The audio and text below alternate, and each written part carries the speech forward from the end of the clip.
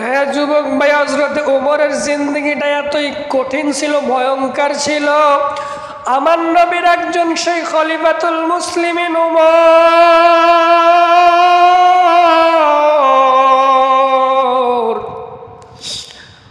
ওমর যেদিন ইসলাম কবুল করে, আমার বিশ্ব নবী হযরত ওমরের জন্য দোয়া করেছে, রব্বে কারীম, ওমরকে তুমি ইসলামের খাদেম বানা দাও গো মালিক।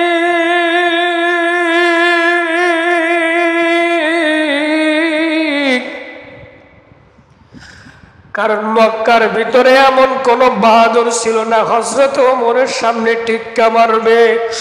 এ যুবক ভাই, হযরত ওমর কিন্তু সারাটা জীবন দুইটা আফসোস করেছিল। বুখারী শরীফের মধ্যে আসছে হযরত ওমর সারাটা জীবন তিনটা আফসোস করে দুনিয়ার থেকে বিদায় নিছে গো বাবা।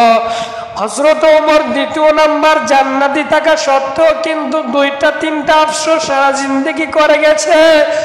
এক নম্বর আফসোস হলো, আপনাদের জানা আছে মা সুমাইয়াকে কিন্তু ইসলামের প্রথম যুগে নির্মমভাবে শহীদ করা হয়েছিল। মা সুমাইয়াকে যখন শহীদ করা হয়েছিল, আপনাদের জানা আছে মা সুমাইয়া রাদিয়াল্লাহু তাআলা আনহাকে বাবা লজ্জাস্থানে বল্লমাঘাত দিয়ে শহীদ করা হয়েছিল। হযরত ওমর সেখানে দাঁড়া দেখছিল। হযরত ওমর কিন্তু তখন মুসলমান হয় নাই, হযরত ওমর তখন ছিল জানোয়ার। হযরত ওমর তখন দাঁড়া দেখতেছিলেন মা সুমাইয়াকে বাবা লজ্জাস্থানে বল্লম দিয়ে বাবা এমন ভাবে নির্মম ভাবে হত্যা দুনিয়ার কোন মানুষকে করা হয় নাই। মা সুমাইয়াকে যখন লজ্জাস্থানে বল্লম দিয়ে আঘাত করে, মা সুমাইয়া উপরের দিকে তাকায় বলে, মালিক,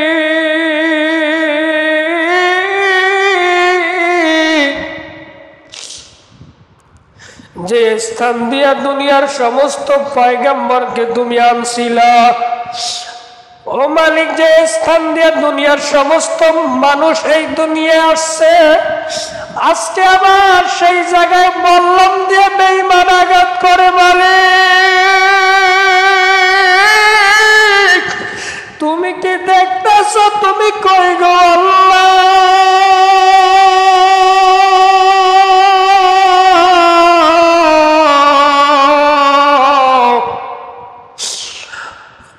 আল্লাহ, এটা কোন মানুষ সহ্য করতে পারে না। হযরত ওমর যেই দিন মুসলমান হইলেন, তখন মা সুমাইয়ার কবরটা কিন্তু এখনো মক্কা হেরেমের মধ্যে পড়ে গেছে। মা সুমাইয়ার কথা মনে করে আর কাঁদতে হযরত ওমর, আল্লাহর পয়গম্বরের প্রিয় সাহাবী।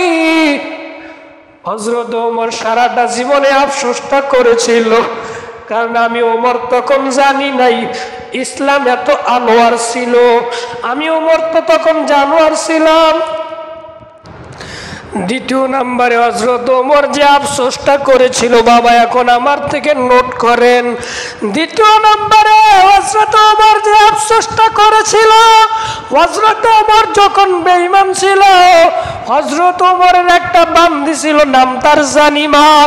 এই জানিমা গোপন ইসলাম যখন কবুল করছে, ওমরের কাছে সংবাদটা পৌঁছায় গেছে, তোমার বান্দি জানিমা ইসলাম কবুল করে ফেলেছে। হযরত ওমর তো জানোয়ার বাবা। হযরত ওমর যখন এই কথা শুনছে, বান্দিটারে ডাক দিয়া হযরত ওমর ওই বান্দিটারে একটা ঘুষি মারাই চোখটা নষ্ট করে দিছে বাবা। যেই দিন হযরত ওমর ইসলাম কবুল করছে, হযরত ওমর খেলাফতের দায়িত্ব যখন পেয়ে গেছে, হযরত ওমর এই জানিমাকে ডাক দিয়া বলে, জানিমা রে, তুমি আমার কারণে তোমার চোখটা নষ্ট করছো রে জানিমা।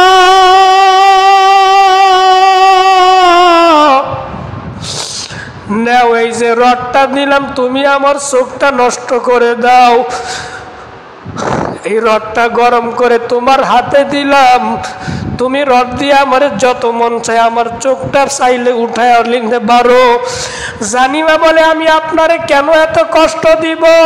বলে তোমারে তো আমি অনেক কষ্ট দিছি, তোমারে রড দিয়ে পিটাইছি রে জানিমা। তখন তো আমি জানোয়ার ছিলাম, তখন তো আমি বুঝতে পারি নাই ইসলাম এত সুন্দর আনোয়ার ছিল। আমি তোমারে অনেক কষ্ট দিছি, তুমি আমারে কষ্ট দাও। জানিমা বলে খলিফাতুল মুসলিমিন হযরত ওমর, আপনি যেদিন আমারে ঘুষি মাইরা আমার চোখটা নষ্ট করে দিছেন, হযরত ওমর এই জানিমার জন্য বাবা 4টা বান্দি নিযুক্ত করছে জানিমার খেদমত করার জন্য।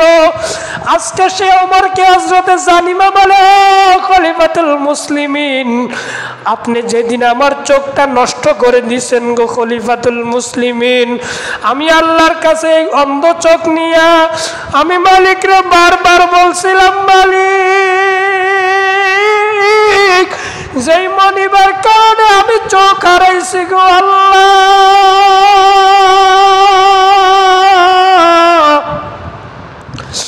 আমার ওই মনিবকে তুমি ইসলামের ছায়া তলে আনিয়া দাও। আমি আল্লাহর কাছে কোনোদিন আপনার নামে বদদুয়া করি নাই, আপনি ইসলাম কবুল করছেন এটাই হলো আমার জন্য সবচাইতে আনন্দ। ও বাজান, আর একটা আফসোস জীবনে ওমর করে গেছে। আপনাদের জানা আছে পুরা মক্কার ভিতরে ওমর তখন 1 নাম্বার জানোয়ার। ওমর যা করতো পুরা মক্কা নগরী ওমরের হাতে ছিল। ওমর যখন জানোয়ার ছিল, ওমর কিন্তু তখন ইসলাম গ্রহণ করে নাই। পুরা মক্কার মধ্যে এলান হয়ে গেছে, মুহাম্মাদের কল্লা কে আনতে পারবা? আবু জাহেল সেই সংসদে দাঁড়ায়া বলেছিল, মুহাম্মাদের কল্লা যে আনতে পারবা তার জন্য 100 লাল উট পুরস্কৃত করা হবে।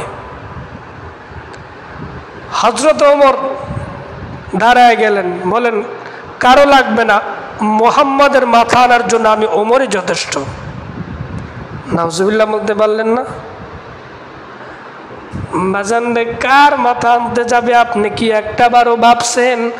যেই নবীকে না বানাইলে আমার আল্লাহ দুনিয়ার কোনো কিছুই বানাইতো না গো বাবা। এখন আপনি তুই চোখের পানি দিয়া কাঁদবেন, আমি জানি না কার যেন মা নাই গো বাবা নাই। এ আমার মা হারা যুবকরা, বাবা হারা যুবক ভাই, তোমার চোখের পানি আমার আল্লাহর কাছে কত দাম।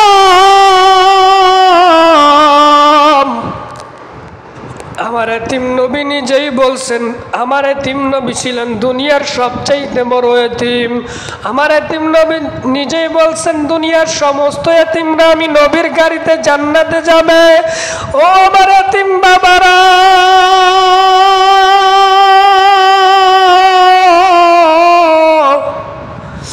এখন দেখেন নবীর জন্য 2 ফোঁটা পানি বরাদ্দ রাখতে পারেন কিনা।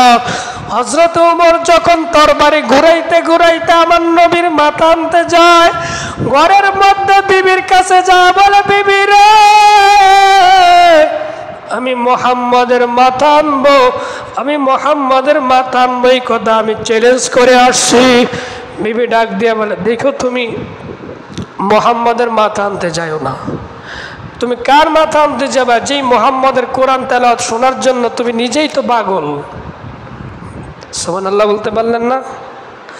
আরে মুহাম্মাদের মাথা আনতে চাইবা, যে মুহাম্মাদের কোরআন তেলাওয়াত না শুনলে তুমি ওমরের ঘুম আসে না। তুমি যেই নেতার কথা শোনার জন্য মুহাম্মাদের মাথা আনতে যাইতেছো, ওই নেতারাও তো মুহাম্মাদের কোরআন তেলাওয়াত শোনার জন্য মুহাম্মাদের বাড়ির পাশে রাত্রে দাঁড়ায় থাকে। যাও না, মুহাম্মাদের মাথা আনতে যাও না। বাজান ওমরের কথা শুনে নাই। ওমর তার বিবির কথা না শুনিয়া যখন নবীর মাথা আনার জন্য রওনা, পথের মধ্যে একজন সাহাবীর সঙ্গে দেখা হয়ে গেল। ওমর রে,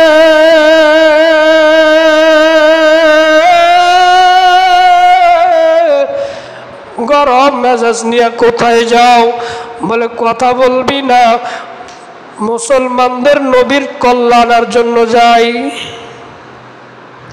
আর জোরে বলেন, কথা বলিস না, মুহাম্মাদের কল্যাণের জন্য যাই। বলে কেন তুই মুহাম্মাদের কল্যাণতে যাবি? মুহাম্মদ তো তোর কোনো ক্ষতি করে নাই। বলে মুহাম্মদ আমার কোনো ক্ষতি করে নাই, কিন্তু মুহাম্মদ এমন সমস্যা, এমন গিরিঙ্গি লাগাইছে, বাপ দাদার ধর্মের ভিতরে মুহাম্মদ চুনকারি লাগাইছে। আজকে মুহাম্মদের কল্লা উড়াইয়া দিয়া বুঝাইয়া দিব আমাদের সাথে টক্কর দেওয়ার কি প্রতিদান হয়। বলে বেটা মুহাম্মদের মাথা আনতে যাবি পরে, আগে নিজের ঘরের খবর লো। কি ঘরের খবর নিব? বলে তুই যে মুহাম্মদের মাথা আনতে যাবি, ওই মুহাম্মদের হাতে হাত রেখে মুসলমান হয়ে গেছে তোর বোন ফাতেমা। সুবহানাল্লাহ বলেন। আরে বেটা তুই মুহাম্মদের মাথা আনতে যাবি, মুহাম্মদের হাতে হাত রেখে কালেমা পড়ছে তোর বোন জামাই, তুই আগে তোর ঘরের খবর নে যা। বেটা মুহাম্মদের কল্লা উড়াইতে যাবি, নিজের ঘর ঠিক কর, তারপরে মুহাম্মদের কাছে যাইস। উমর কে আর উমরের ভিতরে আছে? উমর তো এখন যদি 60 পাওয়ার মাথা গরম থাকে, এখন হয়ে গেল 100-100-র উপরে। উমর এবার রিটার্ন ব্যাক করছে বাড়ির কাছে, বোনের দরজার সামনে গেছে, বোনের দরজার সামনে যা দাঁড়াইছে, দেখে বোনের নরম কণ্ঠে, সুরলিত কণ্ঠে আল্লাহর কালামের আওয়াজ। এ যুবক ভাইরা রে,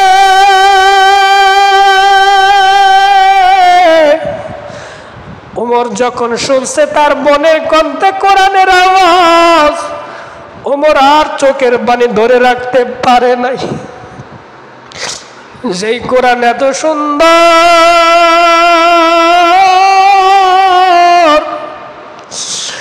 না জানি এই কোরআনটা যার উপরে নাজিল হইছে ওই মানুষটা কত সুন্দর।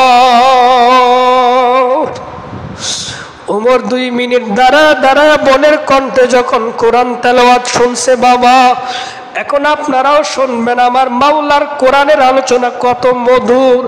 উমর যখন শুনছে আমার মালিকের কালামের তেলাওয়াত, উমর একটা লাথি দিয়া বলেন, না না, আমার কোরআনের জাদুতে আকৃষ্ট হলে চলবে না, আমি আগে মুহাম্মাদের কল্লা আনার জন্য যাইতে হবে। আমার বোন বলে কালেমা পড়ে মুসলমান হয়ে গেছে, আগে আমার বোনের বিচারটা করে নেই। একটা লাথি মারিয়া দরজাটা ভাঙ্গিয়া, আপনাদের জানা আছে ওমর এত লম্বা ছিল বাবা, যে ওমরকে আমার নবী নিজেই তারিফ করে বলেছে, ওয়াশাদহুম ফি আমরিল্লাহি ওমর, আমার উম্মতের ভিতরে আমার সাহাবীদের মধ্যে সবচাইতে গরম মেজাজের অধিকারী হলো হযরত ওমর। ওমরকে ঠান্ডা করার ক্ষমতা দুনিয়ার কারো আল্লাহ ছাড়া নাই, ওমরকে ঠান্ডা করতে পারে। উমর এত বড় লম্বা ছিল, উমরের বডিটা ছিল ডল ফিগারের মতো। উমর যদি কাউকে একটা সিঙ্গেল থাপ্পড়ও মারত, ওই মানুষটার কান দিয়া ঘিলু বের হয়ে যেত। আমার যুবক ভাই হযরত উমর যখন লাথি মারিয়া দরজাটা ভেঙে ফেলেছে, হযরত উমর ঘরের মধ্যে ঢুকেই বোন জামাইয়ের কলার পাশে ধরছে। বোন জামাইরে দরিয়া বলে, তুই আমার মনটারে খারাপ বানাইছস, তোরা বলে মুহাম্মাদের সাথে মিলা গেছস। বেজান রে বোনটারে সরাইয়া দিয়া, বোনটারে ধাক্কা দিয়া চোখের উপরে ফালাইয়া হযরত ওমর বোন জামাইরে এমন জোরে থাপ্পড় মারছে বাবা। বোন জামাইরে যখন লাথি মারছে, বোনটা ভয়ে বোন জামাইটা খাটের নিচে পালিয়ে গেছে। দৌড় দিয়া ফাতেমা বোনটা নিজের সামনে আসিয়া বলে, ভাই রে, আর আমার জামাইটারে মারিও না, আমার স্বামীর গায়ে তুমি হাত দিও না ভাই, আমার স্বামীর কোনো দোষ নাই, আমার স্বামী এই জন্যই মুসলমান হয়েছে, মুহাম্মাদের চেহারার মতো সুন্দর চেহারা কারো নাই, মুহাম্মাদের চাইতে এত সুন্দর আদর্শ দুনিয়ার কারো নাই, তুমি আমার স্বামীরে মারবা না। ওমর যখন বলছে, ফাতেমা তুই সরিয়া যা, আজকে আমি শেষ করে নিব, বোনকে খাটের নিচ থেকে পাওটা দরিয়া টান দিয়া তরবারির উল্টা পিঠ দিয়া বোনের জামের উপরে এমন ভাবে মারতাছে বাবা, বোন জামার শরীর থেকে রক্তাক্ত হয়ে শরীর থেকে রক্তগুলো জর্জর করে পড়তেছে। বোনের সামনে দাঁড়ায় বলে, বোন তোরে এত টাকা খরচ করে আমি মক্কার ভিতরে বিবাহ দিয়েছি, তুই ছিলি আমার সবচাইতে আদরের বোন, আজকে তুই মুহাম্মদের সাথে তাল মিলা তুই আমার দুশমন হয়ে গেলি। আমি তো তোরে এত ভালোবাসতাম, আজকে তুই মুহাম্মদের সাথে কেন হাত মিলাইলি? বাজান রে, বোন রে এমন জোরে থাপ্পড় মারছে, বোনটার কান ফাটিয়া রক্তগুলা ঝর্ণার মতো বয়ে চলছে। বোনটারে যখন মারতেছে ওমর আবার মারার পরে আবার এই চাদরটা দিয়ে বোনের ঠোঁটের কিনারা থেকে রক্তগুলো মুছিয়া দেয়। বাবা যতই মারুক ওমরের একটা বোন, ওমর অনেক বোনটারে আদর করত। বোনটারে মারিয়া কলে, বোন কেন তুই আমারে না জিগায়া মুহাম্মদের কাছে গেলি? তুই আমারে একবারও জিজ্ঞেস করলি না। বোনটা বলে, ভাই রে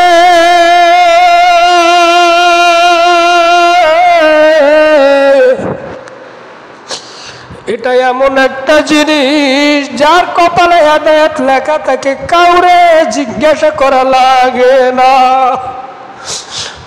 ভাই এমন একটা কোরআন আমরা তেলাওয়াত করতেছি যে কোরআন পড়লেই ভালো লাগে। আরো জোরে বলেন, আরো জোরে বলেন। ওমর আবার বলে, দেখি তোরা কি এমন তেলাওয়াত করস, ওইটা আমার একটু দেখা দো। ওমর বলে, আমাকে একটু পড়া শোনা, ওইটা কি এমন জিনিস, কি তোদেরকে জাদুতে আকৃষ্ট করলো? বলতেছে, ভাই ওইটা কোনো উজু ছাড়া ধরা যায় না, ক্লিয়ার হতে হয়, পরিষ্কার হতে হয়। আগে তুমি পবিত্রতা অর্জন করো, লা ইয়ামাসসুহু ফিহা ইল্লাল মুতাহহারুন, পবিত্রতা অর্জন করো, তারপরে এটা স্পর্শ করা হবে, এর আগে না। হযরত ওমর সুন্দর করে গোসল করিয়া সুন্দর করে পরিপাটি হইয়া ওমরের বোন সূরা তাহা তেলাওয়াত করতেছে। উলামায়ে কেরাম সূরা তাহা যখন তেলাওয়াত করলেন, ওমরের ভিতরটা আরো নরম হয়ে গেল। দেখি এই মানুষটা কত সুন্দর, এই মানুষটার কাছে আমার যাওয়া দরকার। আমার বোন তুই কালেমা পড়ে মুসলমান হয়ে গেছস। একটু পরে হযরত ওমরের বউ আসিয়া বলে, আমিও তো কালেমা পড়ে মুসলমান হয়ে গেছি। হযরত ওমরের বড় ছেলে আব্দুল্লাহ আসিয়া বলে, বাবা আমিও মুসলমান হয়ে গেছি। আল্লাহু আকবার বলেন। ওমর আবার ডাক দিয়ে বলে, সবাই মুসলমান যদি হস তাইলে আমি ওমর আর একা বাকি থাইকা লাভ কি? আমি যাই, আমি মুহাম্মদের হাতে হাত রাখি, মুসলমান হয়ে যাই। হযরতে আবার মনে মনে ভাবলেন, আরে আমি তো ওয়াদা করেছিলাম, পণ করেছি মুহাম্মদের কল্লা আমি 10টার আগে নিয়ে আসবো। এখন বাজে 9:30, আধা ঘন্টার ভিতরে মুহাম্মদের কল্লা আনতে হবে। ওমর সেই পণের কথা, সেই ওয়াদার কথা মনে করিয়া ওমর আবার তরবারি নিয়ে মুহাম্মদের মাথা আনতে যায়। আবার দৌড় মারল, নবীর মাথা আনবো, কারণ আমি যে ওয়াদা করেছিলাম এই ওয়াদা আমাকে ঠিক রাখতে হবে। হযরত ওমর আবার তরবারি নিয়ে দৌড় মারছে।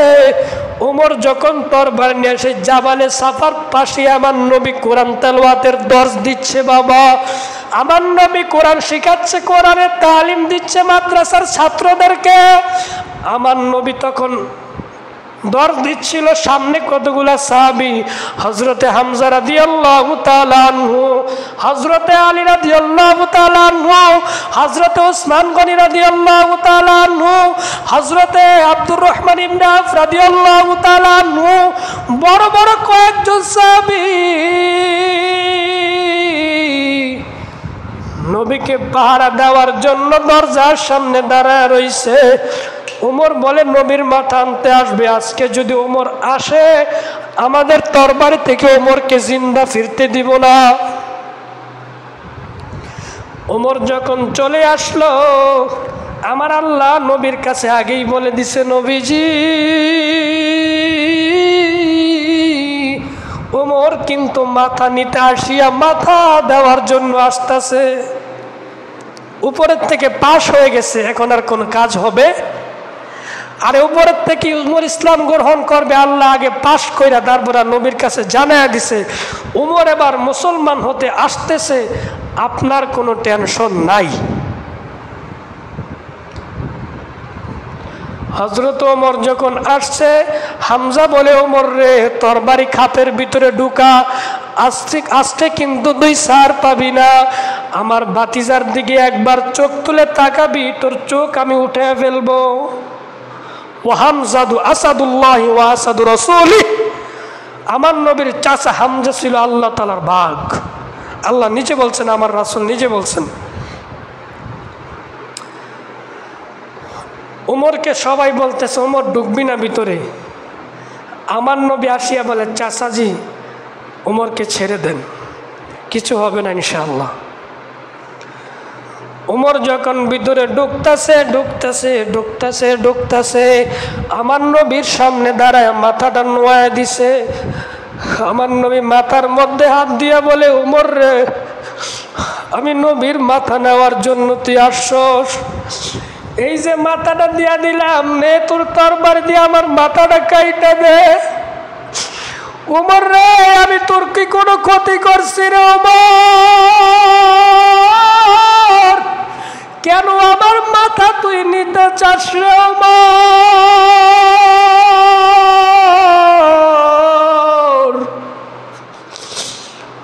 উমর এই কথা শুনিয়া বলে নবীজি আমি আপনার মাথা নিব না গো নবী, নেন তরবারিটা আপনার হাতে দিলাম। উমর তো তখন বাবা জানোয়ার, উমর আমার নবীকে সেজদা দিয়ে বলে নবী আপনারে আমি সেজদা করলাম, আমি আপনার মাথা নিব না। আমার নবী মাথায় হাত দিয়া, থুতুতে হাত দিয়া মাথা উঠাইয়া বলে ওমর রে, সেজদা আমারে না, সেজদা জমিনের মালিক রে কর। আমি কোন সেজদার মালিক না, আমি দুনিয়ার আসমানের মালিক না।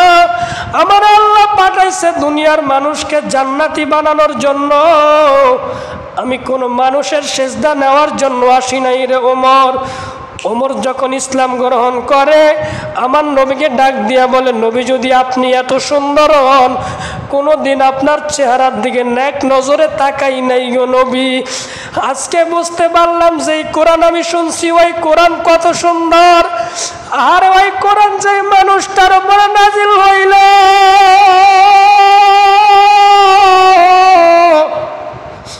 ওই মানুষটা হলো পৃথিবীর শ্রেষ্ঠ সুন্দর নবী। আর আমি বাকি থাকবো না, আমি আবার আপনার হাতে হাত রাখলাম, কল্লাটা আপনাকে দিয়া দিলাম।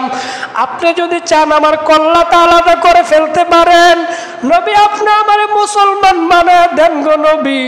আমার নবী ওমরকে হাতে ধরিয়া বলে ওমর রে, আমার আল্লাহ তোমার কবুল করছে, ওমর তুমি আজ থেকে মুসলমান হয়ে গেলা। লা ইলাহা ইল্লাল্লাহু মুহাম্মাদুর রাসূলুল্লাহ। ওমর মুসলমান হইলেন। ওমর কিন্তু আল্লাহ পাকের এমন একজন সৈনিক ছিল, ওমরের পক্ষ হয়ে আমার আল্লাহ 40টা আয়াত নাজিল করছেন।